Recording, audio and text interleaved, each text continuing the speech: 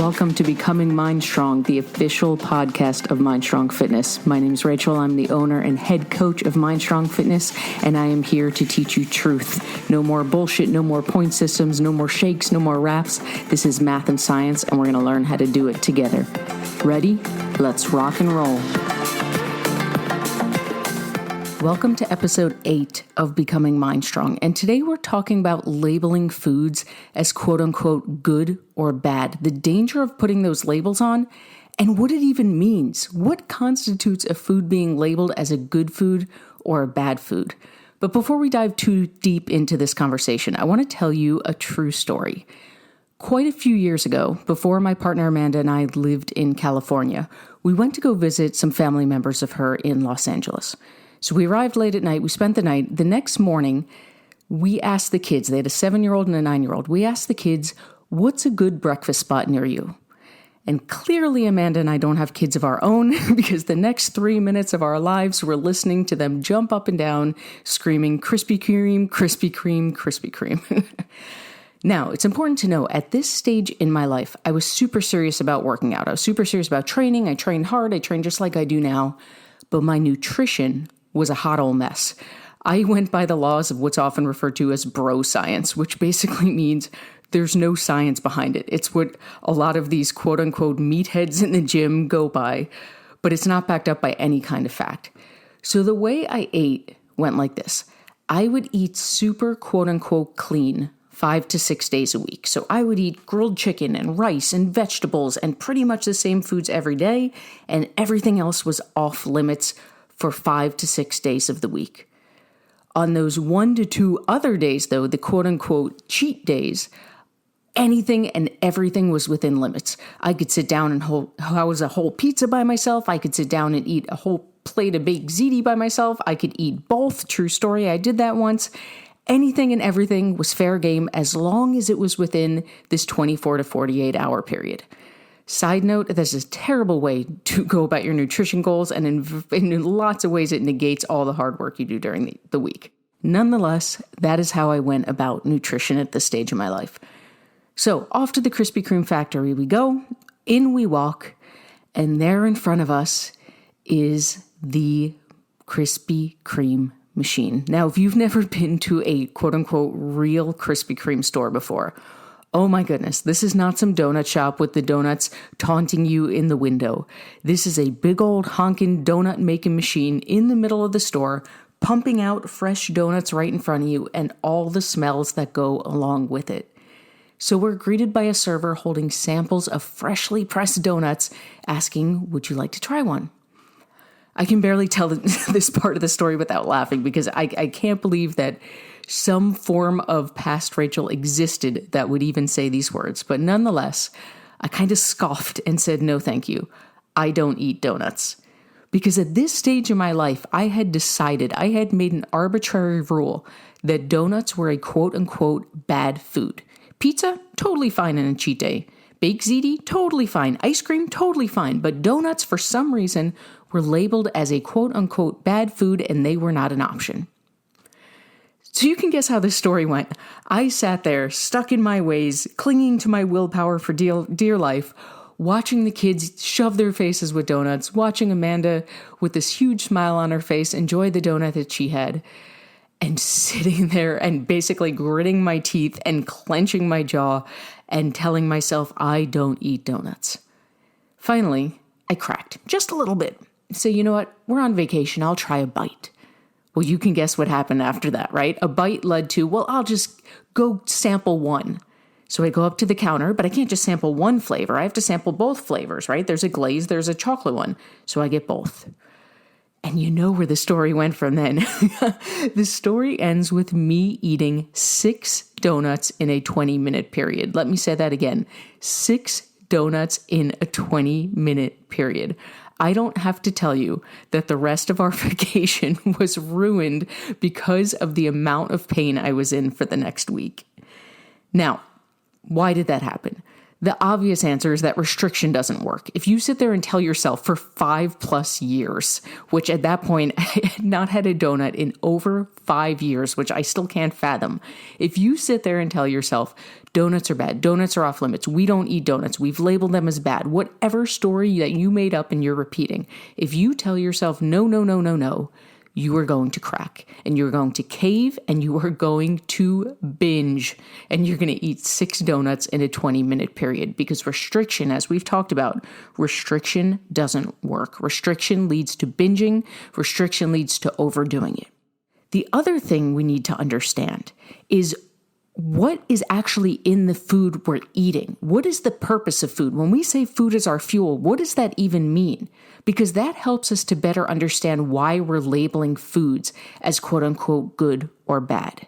So the first part of this conversation is one that we've had before. We just simply need to understand that this is never about restriction. This is never about there being a single food, whether it's a donut or a piece of cake or an enchilada. There is no food that exists in this universe that should ever be considered off limits. What it's about is moderation. It's about knowing your numbers. It's about knowing the numbers in terms of calories, in terms of macros, which we're going to talk about in a minute. It's about knowing what you need to fuel your personal body to hit your goals and making room once in a while for those quote unquote bad foods. The second part of this conversation is, why is it labeled as bad? Why are we putting that label on food? And how do we know what foods we should be eating more of and what foods we should be eating less of? And this is where we get into a bigger discussion about those macronutrients. Every single piece of food that you put into your body contains something called macronutrients. Those are very simply carbohydrates, fat, and protein. Carbs, fat, and protein are called your macronutrients. They're the nutrients we need the most of, hence the word macro.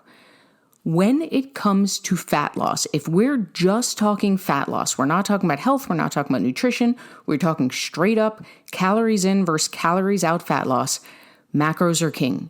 If all you paid attention to was making sure that you ate the right number of calories for your body, and you focused on getting a good amount of carbs, fat, and protein into your diet, you would lose fat. However, the issue is, before you could show off your new, skinnier, more toned body, that body would shut down, possibly die, because what you're missing with those macronutrients are what we call micronutrients. Micronutrients are your vitamins and your minerals. So when we talk about a food being good or bad, good and bad aren't really accurate terms. The terms that we want to be using, the terms that are more accurate, are nutrient dense or not so nutrient dense. We call that empty calories. If you've ever heard the term empty calories before, it means a food that's very high in calories with not a lot of nutrients. So the first thing we want to understand is that we need to get the focus off the labels of these good and bad. What we need to understand is that having more nutrient-dense food is going to serve our body better. Why? Because vitamins and minerals are what we need for overall health, right? We don't want to just lose fat to see a certain number on the scale. We want to lose fat because of the way we feel, because of the energy we're going to have, because of the way our body's going to function. And that stuff comes by fueling our body, not only with the proper proportions of carbs, fat, and protein, but also making sure that our body is fueled for optimal health by giving it the micronutrients, the vitamins and minerals that it needs. The other reason is that nutrient-dense foods, the foods with a lot of micronutrients, are also going to keep us full longer. This is why the old joke about housing a huge meal of Chinese food, which is not very nutrient-dense, but very dense when it comes to macros. It's high in fat, it's high in carbs. That's why we feel hungry an hour later, because micronutrients are what keep our body feeling full. So instead of labeling a food as good or bad, we want to start getting into the habit of thinking in terms of nutrient-dense or empty calories. And here's what I mean by that. Here's an example. A big fad right now is protein, right? Marketing peeps have realized that people want protein. We don't know why we want protein. Some of us are under the impression that eating protein is like Popeye eating a can of spinach. We're gonna down it and suddenly our muscles are gonna pop. That's not how it works. But nonetheless, they've caught on to this fad that people want protein. So nowadays, you can find frozen pizzas labeled as protein pizza. Now tell me, is that protein pizza a good food or a bad food? We can all agree that pizza would be a quote-unquote bad food, right? It's high in fat, it's greasy, not a lot of nutrients in it. But wait a second, this is a protein pizza. When it comes to macronutrients, there's a whole lot of protein in this pizza. So does that negate the other stuff? Does that make this pizza a quote-unquote good food? Well, that's undefined. If we're going by this label of good or bad, who's to say? Right? Compared to regular pizza, it's a good food because there's protein in it. Compared to an apple, it's a bad food because there's more fat in it. This is why we need to switch the mindset. Is protein pizza, was adding more protein to that pizza, did it make it more nutritional? Did it increase the nutrition, the vitamins, minerals, the micronutrients? Did it can increase the micronutrient content of that pizza? The answer is no. They didn't do anything except find ways to add protein to a frozen pizza. So that protein pizza, if you were using good or bad, would still be bad. But that's so much less clear when you're thinking in terms of those inaccurate labels. If we think in terms of nutritional content, if we think in terms of those vitamins and minerals, that's when it becomes clear what the healthy choice is versus what the unhealthy choices. And again, that doesn't mean you never eat pizza. That doesn't mean you never eat protein pizza. It means that the majority of the time we want to choose foods that have more micronutrients in it, that have that nutritional content that's not only going to fuel our body better, but it's going to keep us full longer. Now, the most common follow-up questions that I get when I have this discussion is 1, how do I know which foods are most nutritious? And 2, how often should I be eating nutritious foods versus the quote-unquote more fun foods? When it comes to which foods are most nutritious, yes, we can get much more nitty-gritty about this, but the reality is most of you know, right? This is more of a common sense thing. We know that apple has more vitamins and minerals than that pizza. We know that a snack of carrots and hummus is going to have way more micronutrients than a bag of Cheetos. Part of this comes down to just good old common sense. You can always check the nutrition label if you want to get more detailed about it, but as a general rule, the less processed a food is, the better for you it's going to be. In terms of how often to eat nutritious foods versus less nutritious foods, again, this comes down to personal preference, how detailed you want to be, and what works for you.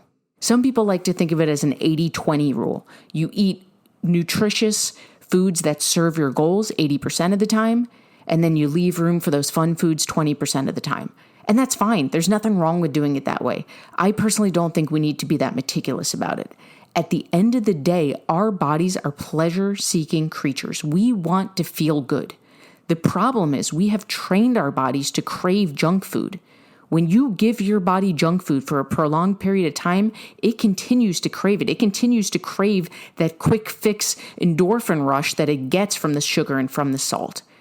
So that's why it's such a no-brainer when we're holding a bag of Cheetos or an apple. We go for the Cheetos because we've literally wired our brain to crave that. But over time, by focusing on why we're eating these foods, on the micronutrients, on the vitamins and minerals and the nutritional value that food is bringing us, when we focus on the why behind our food, that can be such a cheesy buzzword, but it is so true. Why am I putting this in my body? What purpose is it serving? When we focus on that, it's going to take some work in the beginning. We're going to be fighting some serious cravings. But with time, your body is going to feel so good that it's going to say, what else can I do? What else can I do? And suddenly, eating for your goals, choosing the more nutrient-dense food becomes a no-brainer because it just feels so good. And it feels like the logical choice. And your body starts to reject the processed sugar because it's just not what it naturally wants. It's just what it's been trained to crave. So step 1 to this is to recognize that the answer to cravings, the answer to good and bad foods, and by the way, we're going to talk much more about cravings in a future podcast, but the answer is never restriction. The answer is never, this food is off limits. I can never have this. Whether this is carbs, donuts, cupcakes, or anything else, those words, this does not exist, That doesn't exist. The words themselves do not exist. It's about how often am I eating them? How much am I eating of them? How much of my food is devoted to these nutrient-dense foods versus these quote-unquote fun foods? And the second mindset shift is getting away from these labels as good or bad foods, right? What makes a food good or bad? It's not about being good or bad. It's about being nutrient-dense or empty calories. We want to go for the foods the majority of the time, not 100% of the time, but the majority of the time we want to go for the foods that contain more vitamins and minerals, the foods that are going to keep us full longer, the foods that are going to have more health benefits for us so that we are literally training our bodies to crave that and then once in a while having the fun stuff. But it is never about quote unquote good or bad. It is never about restriction. It is always about choice, and it's about choosing the foods that best serve our bodies. For more information on MindStrong Fitness, visit www.mindstrongfitness.com.